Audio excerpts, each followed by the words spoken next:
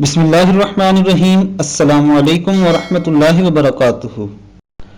حضرت ثوبان رضی اللہ تعالی عنہ سے روایت ہے کہ رسول اللہ صلی اللہ علیہ وآلہ وسلم نے ارشاد فرمایا، میں اپنی امت میں سے یقینی طور پر ایسے لوگوں کو جانتا ہوں جو قیامت والے دن اس حال میں آئیں گے کہ ان کے ساتھ تہامہ پہاڑ کے برابر نیکیاں ہوں گی، تو اللہ عز و جل ان نیکیوں کو ہوا میں منتشر ہو جانے والا غبار بنا کر غارت کر دیں گے۔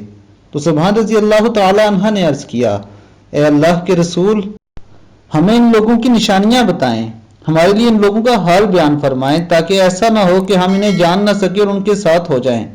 تو رسول اللہ صلی اللہ علیہ وآلہ وسلم نے ارشاد فرمایا، وہ لوگ تم لوگوں کے دینی بھائی ہوں گے اور تم لوگوں کو جلد ظاہری پہچان اسلام میں سے ہوں گے، اور رات کی عبادت میں اسی طرح حصہ لیں گے جس طرح تم لوگ لیتے ہو، یعنی کہ تم لوگوں کی ہی طرح قیام اللیل کیا کریں گے۔ لیکن ان کا معاملہ یہ ہوگا کہ جب وہ لوگ اللہ کی حرام کردہ چیزوں اور کاموں کو تنہائی میں پائیں گے تو انہیں استعمال کریں گے۔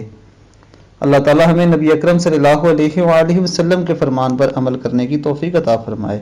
السلام علیکم ورحمۃ اللہ وبرکاتہ۔